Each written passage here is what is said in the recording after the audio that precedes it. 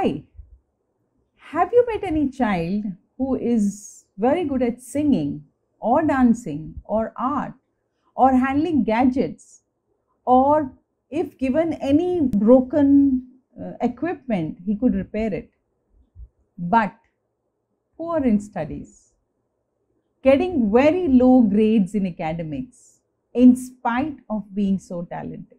Parent is wondering, why does he not study?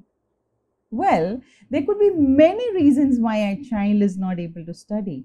I would like to ask you a question. Is he able to read? There's a lot of difference between study and reading.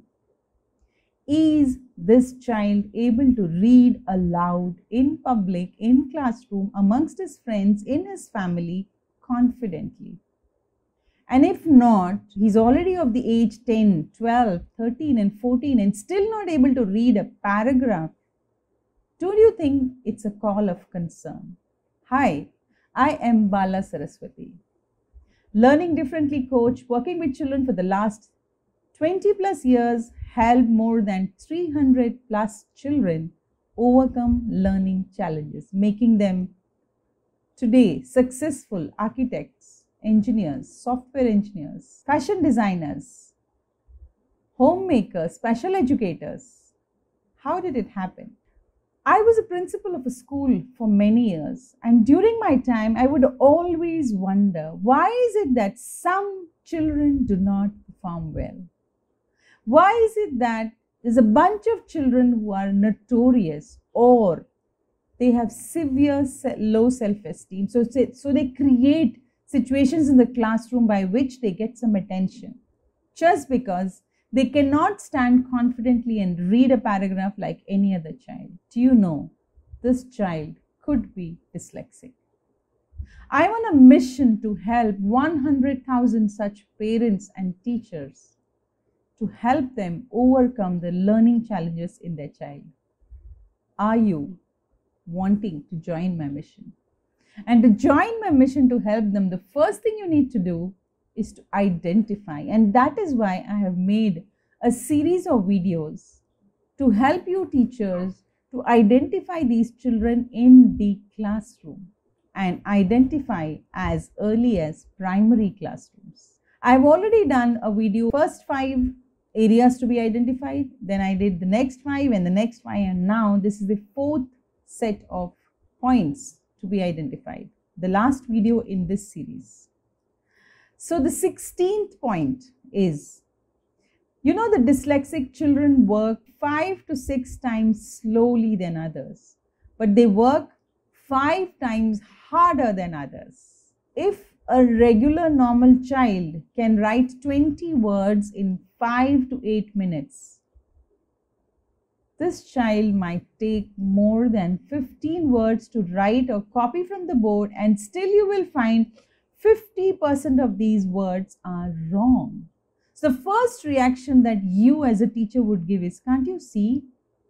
Are you lazy? Are you distracted? Is your mind somewhere else? Are you not interested in studies? What are you doing in my classroom?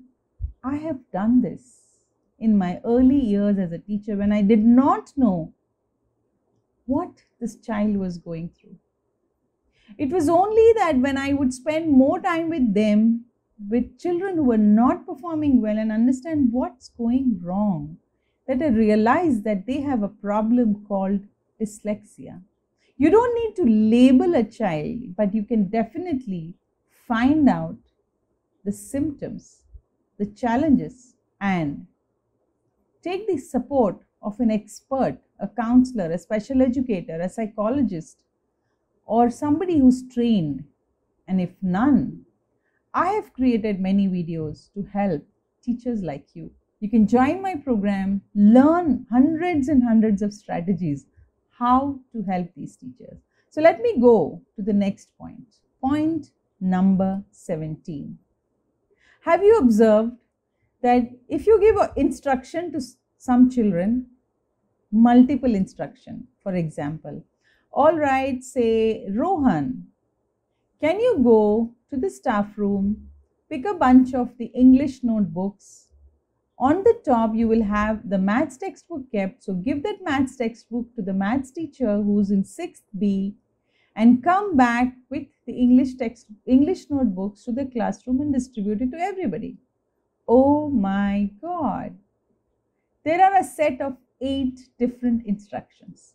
So this boy gets up very confidently, lost within, walks out of the class because he gets a chance to move out. Hanging around in the corridor, finally lands in the staff room, hunts for the books. Somehow, with a great difficulty, with the support of some other teachers, finds the books, picks it up, goes and gives the books to the maths teacher, the English notebooks to the maths teacher, and the maths teacher wondering why, and brings back the maths textbooks to you. And there he gets the next set of shoutings from you. Do you think he's doing this intentionally? It's simple. His auditory perception is not clear.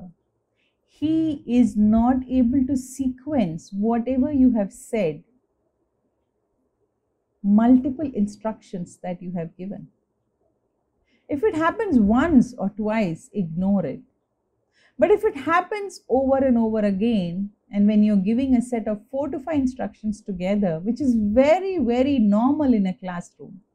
For example, open your bag, open your English workbook, page number 32, question number 7, blank number 5, tell me the answer.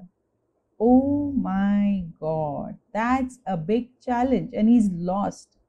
This boy is looking at the other table, other children, what pages are they turning, which book is he picking up? And he loses a lot of time, and by then he's ready for the next set of shouts from you. Do you think he's doing it intentionally? Of course not. He has a challenge. And do you know, they cannot remember 30 to 40% of instructions that you have given. And that's why they miss out a lot of points and pick up the first 2 or 3. And it's not as a child. I have met adults who have this problem. Especially, I have read this in a book on overcoming dyslexia where the wife tells 10 things to be brought home before he comes home from office. And you know what? He forgets the next 5. He would remember hardly the first 4 or 5 and bring only that if he's not written it somewhere. Yes, it is a concern, and they don't do it intentionally. So let me go to the next point. Watch children write carefully. Are they mixing up between the capital and small letters? Is there an issue of spacing between letters? Do they join multiple words and frame it into one big word without any gap? Does he join all his E's and I's and A's and U's? All of them look alike, even after reaching the primary classroom. Don't you think he needs a different kind, a different way of dealing with? Are you ready to help him in that different way? And if you are, you can join my mission of helping 100,000 parents and teachers overcome this problem. The 19th point. Does he show an ability to tell whether words are same or different? If you give him a bunch of words which look similar, he would read all of them the same way, like WAS and SAW is the same for them. Was and saw is a very, very common example. That, there, them and those all are the same. Sounds funny, isn't it, for somebody like you and me, but not for them. Because for them, the first 2 alphabets decides the word, the next word. If it is KN, then it has to be knowledge, irrespective of the size of the word. As I have been working with so many children in the last 20 years, I have seen so many peculiar examples of children reading like this. Even rhymes, they will not, especially when they're in kindergarten, they may not remember the rhymes in spite of repeating it again and again and again. They will forget the second line, the third line, and the mother and the teacher are continuously repeating it in the same way. Well, that's not a solution. The solution is to make the child learn that rhyme differently. This video is more on identification. I have made videos on solutions and I would want you to join. Click the links below which I provided. Join the program and find out the solutions which will help you overcome learning challenges of these children.